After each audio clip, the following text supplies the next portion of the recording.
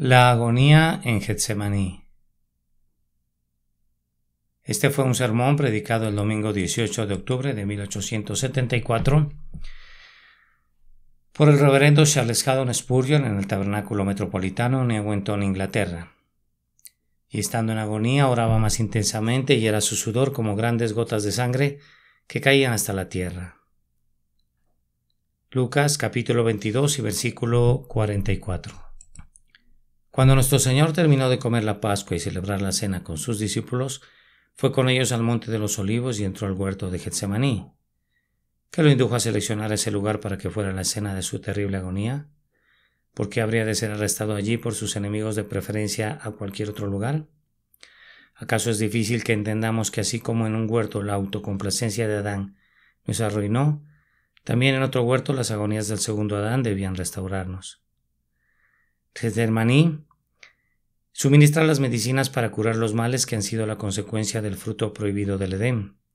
Ninguna flor que haya florecido en las riberas del río repartido en 4 brazos fue alguna vez tan preciosa para nuestra raza como lo fueron las hierbas amargas que con dificultad crecían a orillas del ennegrecido y sombrío arroyo de Cedrón. ¿Acaso no pudo acordarse también nuestro Señor de David, cuando en aquella memorable ocasión salió de la ciudad? Escapando de su hijo rebelde, según está escrito, pasó luego toda la gente el torrente de Cedrón.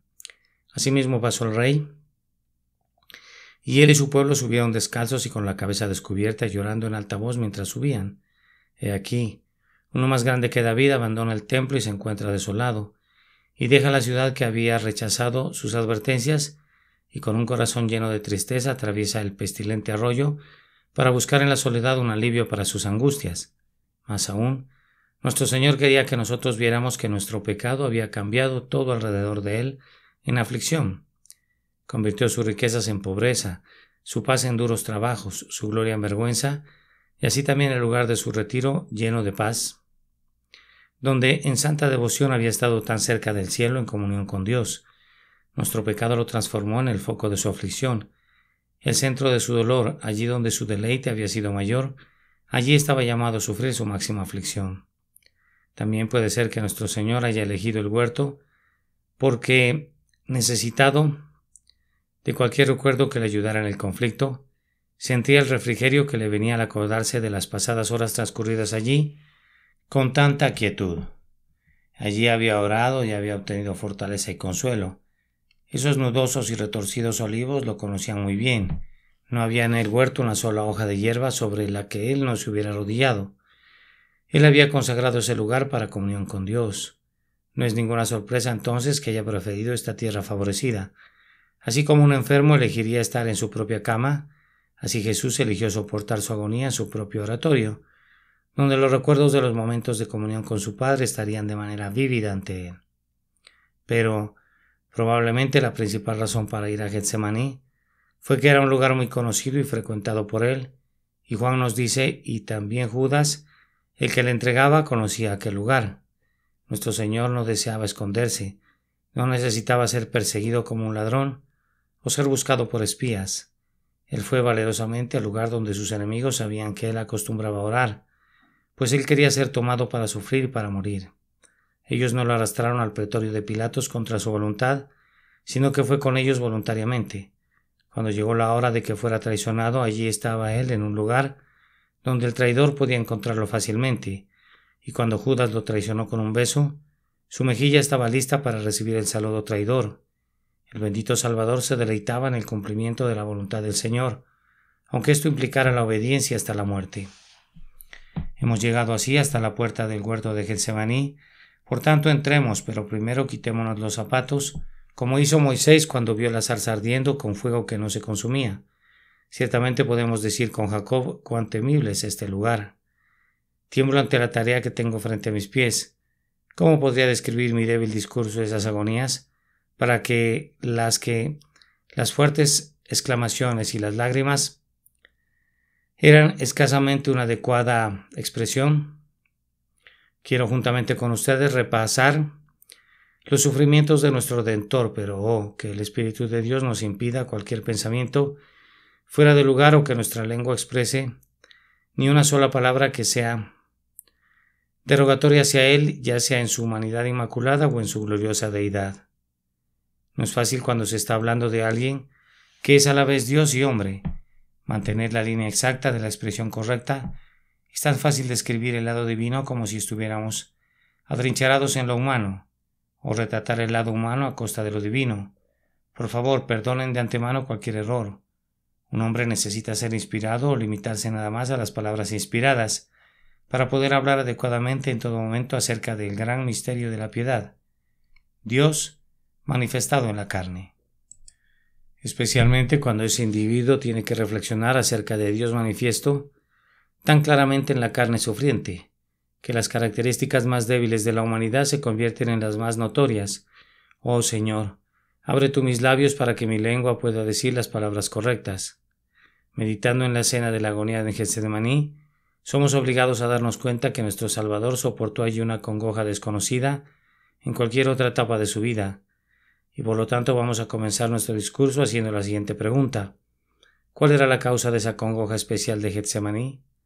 Nuestro Señor era varón de dolores y experimentado en el sufrimiento a lo largo de toda su vida, y sin embargo, aunque suene paradójico, pienso que muy difícilmente ha existido sobre la faz de la tierra un hombre más feliz que Jesús de Nazaret, pues los dolores que tuvo que soportar fueron compensados por la paz de la pureza, la calma de la comunión con Dios y el gozo de la benevolencia.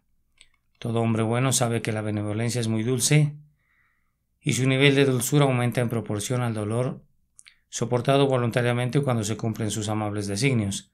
Hacer el bien siempre produce gozo. Más aún, Jesús tenía una perfecta paz con Dios todo el tiempo. Sabemos que esto era así porque él consideraba esa paz como una herencia especial que él podía dejar a sus discípulos, y antes de morir les dijo: «La paz os dejo, mi paz os doy». Él era manso y humilde de corazón, y por tanto su alma tenía el descanso. Él era uno de los mansos que heredan la tierra, uno de los pacificadores que son y que deben ser benditos. Estoy seguro que no me equivoco cuando afirmo que nuestro Señor estaba lejos de ser un hombre infeliz. Pero en Getsemaní todo parece haber cambiado. Su paz lo ha abandonado, su calma se ha convertido en tempestad. Después de la cena nuestro Señor había cantado un himno, pero en Getsemaní no había cantos. Descendió por la pendiente que llevaba de Jerusalén al torrente de Cedrón. Él hablaba con mucha vivacidad diciendo: «Yo soy la vid, vosotros los pámpanos», y esa maravillosa oración con la que oró con sus discípulos después de ese sermón está llena de majestad. Padre, aquellos que me has dado quiero que donde yo estoy también ellos estén conmigo. Es una oración muy diferente de esa oración dentro de los muros de Getsemaní, donde clama: «Padre mío, si es posible, pase de mí esta copa». Observen que difícilmente a lo largo de toda su vida le ven con una expresión de angustia, y sin embargo él dice aquí, no solo mediante sus suspiros y su sudor de sangre, sino también por medio de las siguientes palabras: «Mi alma está muy triste hasta la muerte». En el huerto el hombre que sufría no podía ocultar su angustia y da la impresión que no quería hacerlo. Regresó a donde estaban sus discípulos en 3 ocasiones, les dejó ver su angustia y apeló a la simpatía de ellos. Sus exclamaciones eran lastimeras y sin duda debe haber sido terrible oír sus suspiros y gemidos. Esa angustia se manifestó primordialmente en el sudor de sangre, que es un fenómeno inusual, aunque supongo que debemos creerles a esos escritores que registran casos bastante similares. El viejo médico galeno nos habla de un caso en el que, por la extremidad del horror, un individuo sudó un sudor colorido, casi tan enrojecido que tenía la apariencia de sangre. Otros casos son también relatados por autoridades médicas. Sin embargo, nosotros no vemos en ninguna otra ocasión nada parecido en la vida de nuestro Señor. Fue solamente en el último trance horrendo rodeado de olivos que nuestro campeón resistió hasta la sangre, agonizando contra el pecado. ¿Qué te dolía a ti, oh Señor, que padecías tan dolorosamente en ese momento? Nos queda muy claro que su profunda angustia y zozobra no eran causadas por ningún dolor físico. Sin duda, nuestro Salvador estaba familiarizado con la eternidad, con la, más bien, enfermedad y el dolor, pues Él tomó nuestras enfermedades, pero nunca antes Él se quejó de algún sufrimiento físico, ni tampoco al momento de entrar al huerto de Getsemaní había sido afligido por algún duelo. Sabemos porque está escrito: Jesús lloró. Era porque su amigo Lázaro estaba muerto, pero en el huerto no había ningún funeral, ni ningún enfermo, ni ninguna causa de angustia relacionada a estos temas, ni tampoco se debió a que hubiera recordado afrentas del pasado, que hubieran estado suspendidas en su mente. Mucho antes de esto sabemos que la afrenta ha quebrantado mi corazón, y había conocido en toda su extensión las vejaciones de la injuria y del desprecio. Le habían llamado un hombre comilón y bebedor de vino, lo habían acusado de echar fuera a los demonios por el príncipe de los demonios. Ya no podían decir más y sin embargo él había enfrentado todo valerosamente. No podía ser posible que ahora él estuviera muy triste hasta la muerte por tal causa. Debe haber habido algo más agudo que el dolor, más cortante que el reproche, más terrible que el luto, que en ese momento contendía con el Salvador y lo llevaba a entristecerse y angustiarse en gran manera. ¿Acaso suponen que era el temor del escarnio que se avecinaba o el terror de la crucifixión? ¿Era el miedo al pensar en la muerte? ¿No es cierto que esta suposición sería imposible? Todos los hombres le temen a la muerte, y como hombre Jesús no podría menos que estremecerse frente a ella. Cuando fuimos hechos originalmente, fuimos creados para la inmortalidad, y por lo tanto morir es extraño e incompatible para nosotros, y el instinto de conservación hace que nos repleguemos ante la muerte. Pero ciertamente en el caso de nuestro Señor, esa causa natural no podía producir esos resultados tan especialmente dolorosos. Si nosotros que somos unos pobres cobardes no sudamos grandes gotas de sangre, ¿por qué entonces causaba tal terror en él? No es honroso para nuestro Señor que lo imaginemos menos valiente que sus propios discípulos y sin embargo hemos visto triunfantes a algunos de los santos más débiles ante el prospecto de la partida. Lean las historias de los mártires y con frecuencia los verán alegres ante los más crueles sufrimientos que se avecinaban. El gozo del Señor les ha dado tal fortaleza que ningún pensamiento cobarde los ha alarmado ni un solo instante. Ellos han ido a la hoguera o al lugar donde serían decapitados con salmos de victoria en sus labios. No debemos considerar a nuestro Señor como inferior a sus más valientes siervos. No puede ser que Él tiemble allí donde ellos fueron valerosos. Oh, no. El espíritu más noble en ese escuadrón de mártires es el líder mismo, que tanto en el sufrimiento como en el heroísmo los sobrepasó a todos. Nadie podía desafiar de tal manera los dolores de la muerte como el Señor Jesús, el cual por el gozo puesto delante de él sufrió la cruz, menospreciando el oprobio. No puedo concebir que las angustias de Getsemaní fueran ocasionadas por algún ataque extraordinario de Satanás.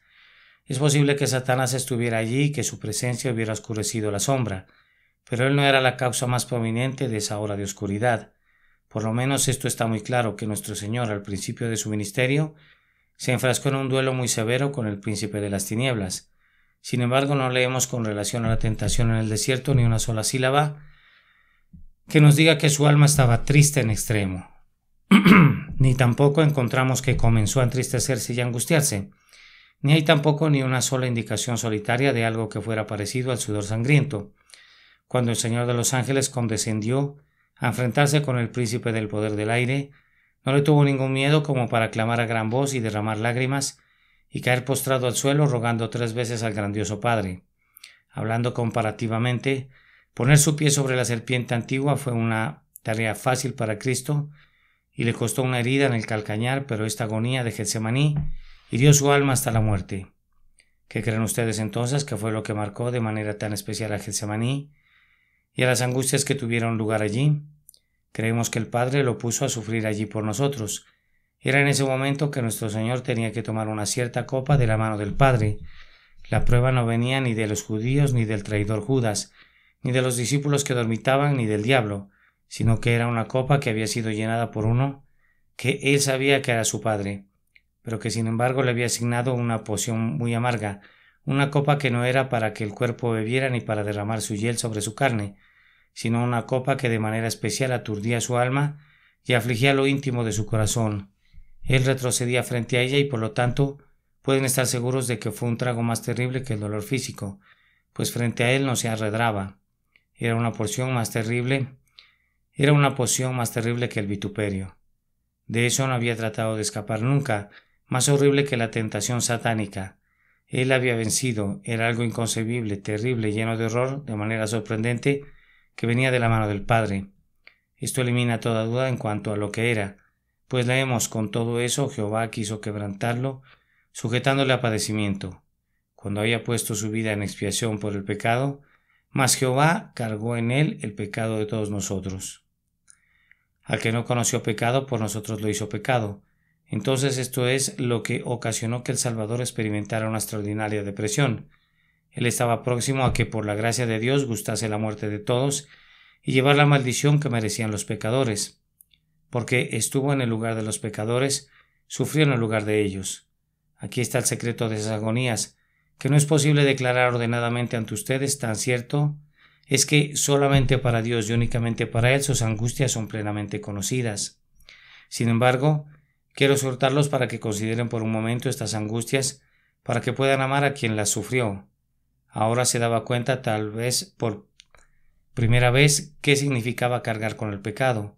Como Dios era perfectamente santo e incapaz de pecar, y como hombre estaba sin la mancha original y puro y sin ninguna contaminación, sin embargo tuvo que cargar con el pecado, ser llevado como el chivo expiatorio cargando con la iniquidad de Israel sobre su cabeza, ser tomado y hecho una ofrenda por el pecado, y como una cosa aborrecible, pues nada era más aborrecible que la ofrenda del pecado, ser llevado fuera del campamento y ser totalmente consumido por el fuego de la ira divina.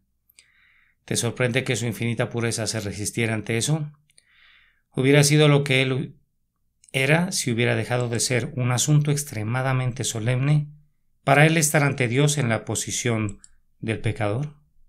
Y como Lutero lo hubiera expresado, ser visto por Dios como si él fuera todos los pecadores del mundo y como si él hubiera cometido todo el pecado que fue cometido en todos los tiempos por su pueblo, pues todo ese pecado fue colocado sobre él y sobre él debió volcarse toda la violencia que ese pecado exigía.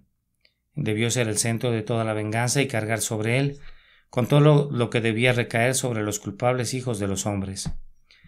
Estar en esa posición cuando ya era una realidad debe haber sido muy terrible para el alma santa del Redentor. También la muerte del Salvador estaba fijamente concentrada en la aborrecible naturaleza del pecado. El pecado había sido siempre algo aborrecible para él, pero ahora sus pensamientos estaban absortos en él. Vio su naturaleza que la palabra de un mortal no podía describir. Su carácter atroz y su horrible propósito. Probablemente en este momento tuvo una visión como hombre más clara que en cualquier otro momento, del amplio alcance y del mal del pecado que todo lo contamina, y un sentido de la negrura de sus tinieblas y de la desesperada condición de culpa como un ataque directo sobre el trono, sí, y sobre el propio ser de Dios. Él vio en su propia persona hasta dónde podría llegar el pecador. ¿Cómo podían vender a su Señor como Judas buscando destruirlo como hicieron los judíos? El cruel y poco generoso tratamiento que él mismo había recibido hacía patente el odio del hombre hacia Dios, y al verlo, el horror se apoderó de él y su alma estaba triste al pensar que tenía que cargar con todo ese mal y tenía que ser contado entre tales transgresores, ser querido por sus transgresiones y golpeado por sus iniquidades. Ni las heridas ni los golpes lo afligían tanto como el pecado mismo, y eso sobrecogía completamente su alma. Sin duda, en ese momento la pena por el pecado comenzó a ser percibida por él en el huerto. Primero el pecado que lo había colocado en la posición de un sustituto que sufre, y después la pena que debía soportarse al estar en esa posición de sustituto. Lamento al máximo este tipo de teología que es tan común en estos días, que busca despreciar y disminuir nuestro entendimiento de los sufrimientos de nuestro Señor Jesucristo. Hermanos, no fue un sufrimiento insignificante ese que recompensó la justicia de Dios por los pecados de los hombres. Nunca me da miedo exagerar cuando hablo de lo que mi Señor tuvo que soportar. Todo el infierno fue destilado en esa copa, de la cual nuestro Dios y Salvador Jesucristo fue obligado a beber. No era sufrimiento eterno, pero debido a que Él es divino, pudo ofrecer a Dios en un corto tiempo el desagravio de su justicia, que los pecadores en el infierno no podrían haber ofrecido, aunque sufrieran en sus personas por toda la eternidad. El dolor que quebrantó el espíritu del Salvador, el grande océano sin fondo de angustia inexpresable que anegó el alma del Salvador cuando murió, es tan inconcebible que no me puedo aventurar muy lejos para no ser acusado de un vano intento de expresar lo inexpresable. Pero sí puedo decir esto: la simple espuma proveniente de ese mar tempestuoso al caer sobre Cristo lo bautizó en un sudor sangriento. Aún no se había aproximado a las olas impetuosas del castigo mismo, pero simplemente al estar de pie en la costa, al oír las terribles olas rompiendo a sus pies, su alma estaba muy confundida y muy triste. Era la sombra de la tempestad que se aproximaba. Era el preludio del terrible abandono que debía soportar al estar donde tenía que estar y pagar a la justicia de su Padre la deuda que nosotros debíamos pagar. Esto lo tenía derribado. Ser tratado como un pecador, ser castigado como un pecador, aunque en él no había pecado, todo esto es lo que ocasionaba en él la agonía a la que se refiere nuestro texto. Habiendo hablado así de la causa de su especial angustia, pienso que podremos fundamentar nuestro punto de vista sobre la materia, mientras que los llevamos a considerar cuál era el carácter de esa angustia. Voy a tratar de evitar el excesivo uso de las palabras griegas usadas por los evangelistas.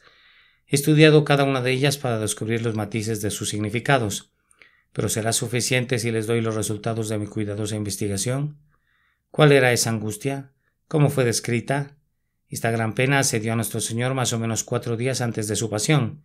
Si leemos en Juan 12:27 encontramos esa asombrosa expresión: ahora está turbada mi alma. Nunca le escuchamos decir algo igual antes. Esto era un anticipo de la gran depresión del espíritu que pronto lo iba a postrar en Getsemaní. Ahora está turbada mi alma, ¿y qué diré? Padre, sálvame de esta hora. Mas para esto he llegado a esta hora. Después de eso leemos en Mateo 26:37 que comenzó a entristecerse y a angustiarse en gran manera. La depresión le había llegado nuevamente. No era dolor, no eran palpitaciones del corazón, ni un dolor de cabeza, era algo peor que todas estas cosas. La turbación de espíritu es peor que el dolor corporal. El dolor puede traer problemas y convertirse en la causa incidental de angustia, pero si la mente está perfectamente tranquila, un hombre puede soportar el dolor sin mayor problema, y cuando el alma está radiante y levantada con un gozo interno, el dolor del cuerpo es casi olvidado, el alma conquista el cuerpo. Por otra parte, el dolor del alma es la causa del dolor corporal. La naturaleza inferior se armoniza con la naturaleza superior. El principal sufrimiento de nuestro Señor estaba en su alma. Los sufrimientos de su alma eran el alma de sus sufrimientos. ¿Quién soportará el ánimo angustiado? El dolor de espíritu es el peor de los dolores. La tristeza de corazón es el colmo de las aflicciones. Que todos aquellos que han conocido alguna vez la depresión del espíritu, el abatimiento y la lobreguez mental confirmen la verdad de lo que digo. Esta angustia de corazón parece haber llevado a una muy profunda depresión al espíritu de nuestro Señor. En el capítulo 26 de Mateo, en el versículo 37 se ha registrado que él comenzó a angustiarse en gran manera, y esa expresión está llena de significado, mucho más contenido en verdad de lo que podamos explicar con facilidad. La palabra en su texto original es muy difícil de traducir. Puede significar la abstracción de la mente y la completa invasión de la mente por la angustia, de tal manera que cualquier otro pensamiento que pudiera aliviar la pena queda totalmente excluido. Un pensamiento lacerante consumía su alma entera y quemaba todo lo que hubiera podido dar consuelo. Por unos instantes su mente se rehusó a considerar el resultado de su muerte, el consiguiente gozo puesto delante de él, su posición como quien cargó con el pecado y el requerido abandono de su padre. Embargaba todas sus meditaciones, impidiendo que su alma se fijara en ninguna otra cosa. Algunos han visto en esa palabra una medida de distracción, y aunque no me voy a adentrar mucho en esa dirección, pareciera como si la mente de nuestro Salvador hubiera experimentado perturbaciones y convulsiones muy distantes de su calma usual y de su espíritu recogido. Era arrojado de un lado a otro como sobre un poderoso mar embravecido, envuelto en la tormenta, arrastrado por su furia, y nosotros le tuvimos por azotado, por herido de Dios y abatido. Como dijo el salmista, innumerables males lo cercaban de tal manera que su corazón decaía. Su corazón se derretía como la cera en sus entrañas en un completo desmayo. Comenzó a angustiarse en gran manera. Algunos consideran que la raíz de la palabra significa separado de la gente, como si se hubiera convertido en alguien diferente a los demás hombres, así como alguien cuya mente está aturdida por un golpe súbito o está abrumada por una sorprendente calamidad, no se comporta más como los hombres ordinarios. Los simples espectadores hubieran pensado que nuestro Señor era un hombre aturdido, sobrecargado más allá de los límites humanos y sumido en una angustia sin paralelo entre los hombres. El estudioso Thomas Goodwin dice: la palabra denota un efecto, una deficiencia y un espíritu abatido, como sucede con la gente que sufre una enfermedad y un desmayo. La enfermedad de Epafrodito, que lo llevó al borde de la tumba, es descrita utilizando la misma palabra, así que vemos que el alma de Cristo estaba enferma y desfallecida. ¿Acaso su sudor no fue producido por la postración? El sudor frío, pegajoso de los moribundos es producido por la languidez corporal, pero el sudor sangriento de Jesús era producido por el total desfallecimiento y postración de su alma. Estaba su alma en un terrible desmayo y sufría de la muerte interna, cuyo acompañamiento no eran las lágrimas usuales de los ojos, sino un llanto de sangre proveniente del hombre entero. Muchos de ustedes, sin embargo, conocen en cierta medida lo que significa estar angustiado en gran manera, sin que tenga yo que multiplicar mi explicación, y si ustedes no lo saben por experiencia personal, todas mis explicaciones resultan vanas. Cuando llegue el desaliento profundo, cuando no puedan recordar nada que los pueda sostener, y su espíritu decaiga profundamente, entonces podrán dolerse juntamente con el Señor. Otros lo consideran necios, los llaman nerviosos y les piden que se reanimen, pero desconocen completamente su caso. Si lo entendieran, no se burlarían de ellos con tales advertencias, imposibles para quienes están hundiéndose bajo el peso de la aflicción interna. Nuestro Señor estaba angustiado en gran manera, muy abatido, muy desalentado, sobrecogido por la pena. Marcos nos dice a continuación en el capítulo 14 y en el versículo 33 que nuestro Señor comenzó a afligirse profundamente.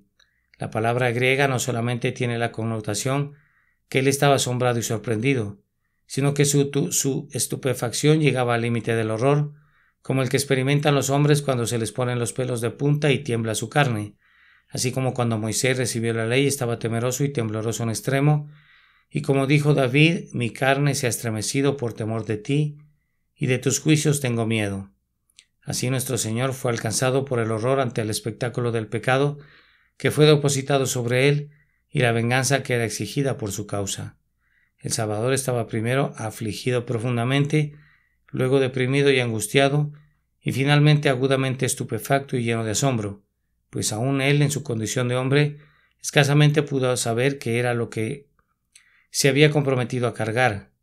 Lo había considerado con calma y tranquilidad y había sentido que, independientemente de lo que fuera, él lo cargaría por nosotros, pero cuando llegó el momento de cargar realmente con el pecado, estaba totalmente perplejo y sorprendido por la terrible posición de estar en el lugar del pecador ante Dios, de que su Santo Padre lo contemplara como el representante del pecador y de ser abandonado por ese Padre con quien él había vivido en términos de amistad y deleite desde toda la eternidad. Hacía tambalear su naturaleza santa, tierna, llena de amor, y él estaba profundamente afligido y angustiado. Se nos enseña además que un océano de aflicción lo encerraba, lo envolvía y lo abatía, pues el versículo 38 del capítulo 26 de Mateo contiene la palabra perilupos, que significa quedar completamente envuelto en el abatimiento. En todas las miserias ordinarias, generalmente hay alguna vía de escape, algún lugar donde se puede respirar esperanza. Generalmente podemos recordar a nuestros amigos que están en problemas que su caso podría ser peor, pero no podríamos imaginar que podría ser peor en las aflicciones de nuestro Señor, pues él podía decir con David: me encontraron las angustias del Seol, todas las ondas y las olas de Dios pasaron sobre él, debajo de él, alrededor de él, internamente y externamente todo era angustia, y no había ninguna fuente de alivio o de consuelo. Sus discípulos no podían ayudarle. Todos menos uno dormían y el que estaba despierto iba en camino a traicionarlo. Su espíritu clamaba en la presencia del Dios Todopoderoso bajo el peso aplastante y bajo la carga intolerable de sus miserias. No ha habido peores aflicciones que las de Cristo, y él mismo dijo: mi alma está muy triste, o rodeada de tristeza hasta la muerte. Él no murió en el huerto, pero sufrió lo mismo que si hubiera muerto. Soportó intensamente la muerte, aunque no extensamente, es decir, no se extendió hasta convertir su cuerpo en un cadáver, pero fue tan intensa en dolor como si verdaderamente hubiera muerto. Su dolor y su angustia equivalían a los de una agonía mortal, y solo hicieron una pausa cuando estuvo al borde de la muerte. Para coronarlo todo, Lucas nos dice en nuestro texto que nuestro Señor estaba en agonía. La expresión agonía significa un conflicto, una contienda, una lucha. ¿Con quién era esa agonía? ¿Con quién luchaba? Yo pienso que era consigo mismo. La contienda aquí señalada no era con su Dios, no sea como yo quiero, sino como tú. No describe una lucha con Dios, no era una contienda con Satanás, pues como ya hemos visto, no hubiéramos estado tan sorprendidos si ese hubiera sido el conflicto, sino que era un terrible combate consigo mismo, una agonía dentro de su propia alma.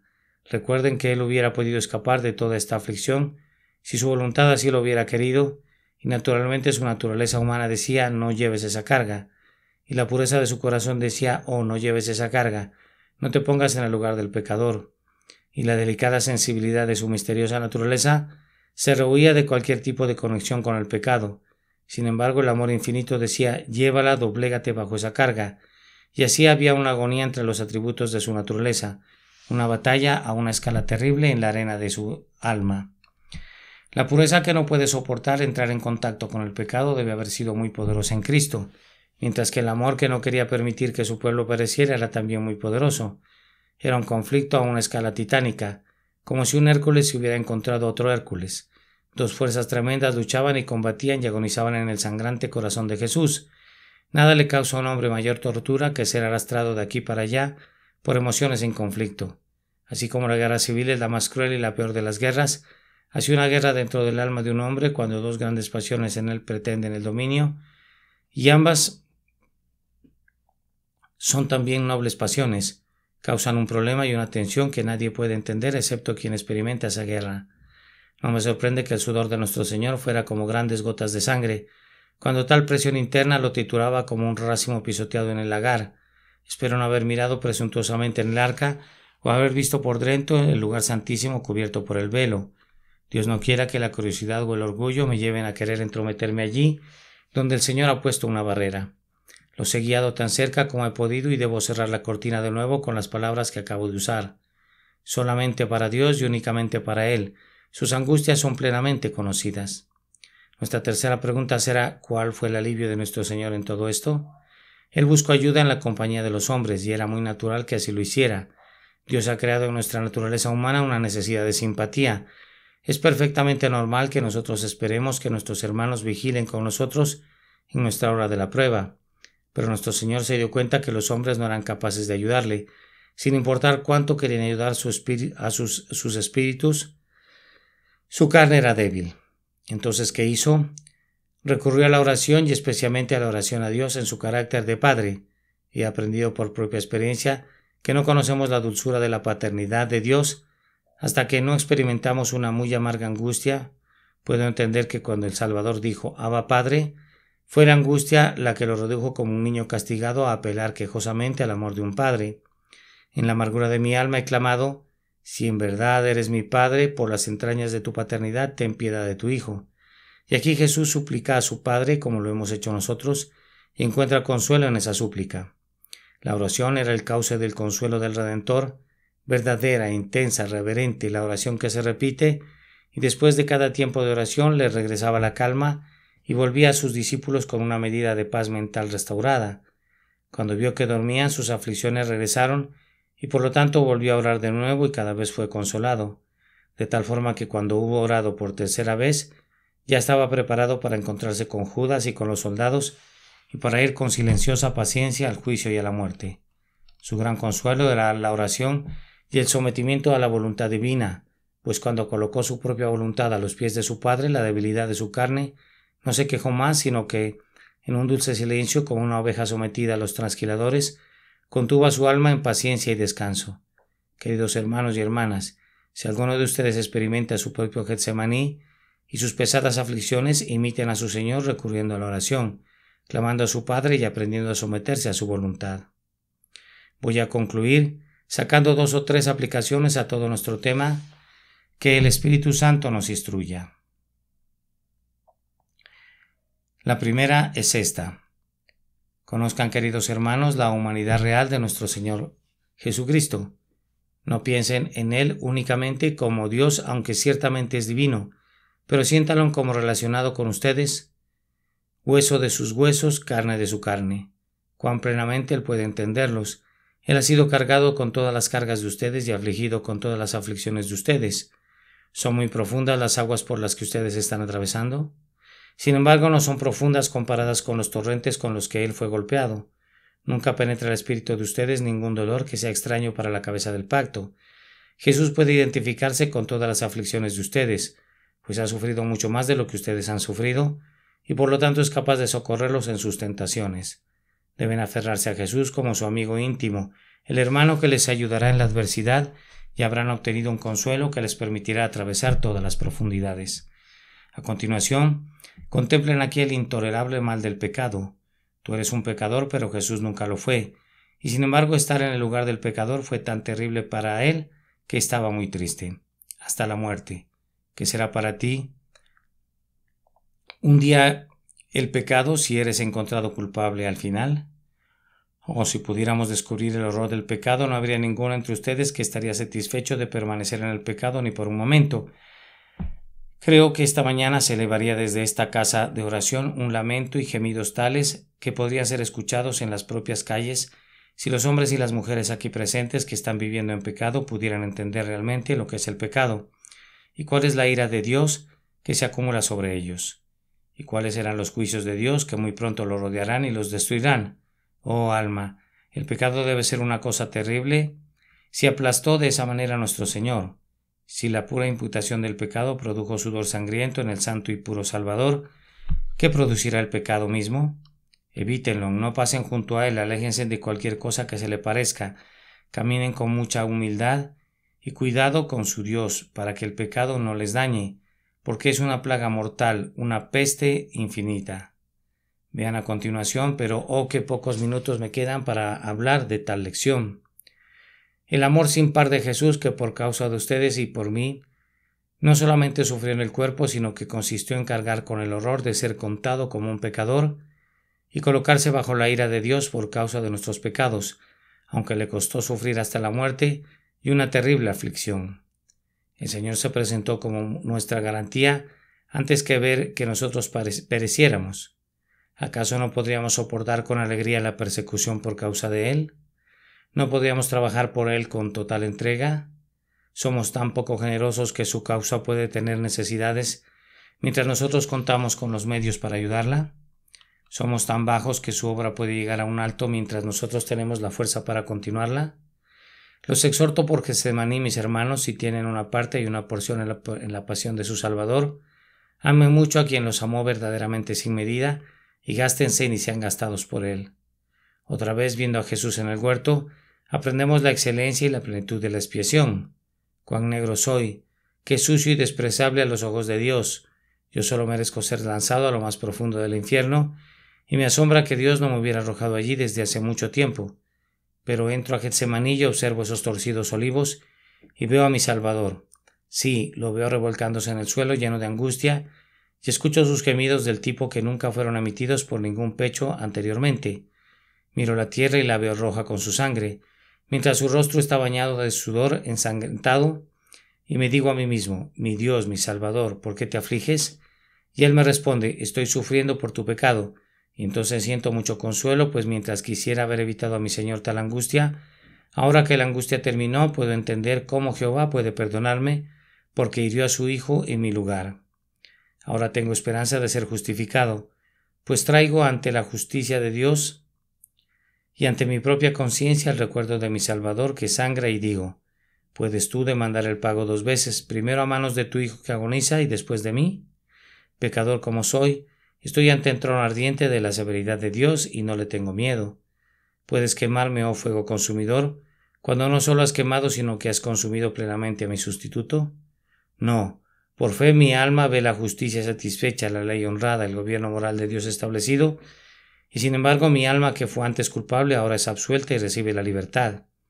El fuego de la justicia vengadora se ha extinguido, y la ley ha consumido sus demandas más rigurosas sobre la persona de él, que fue hecho una maldición por nosotros, para que podamos ser hechos la justicia de Dios en él.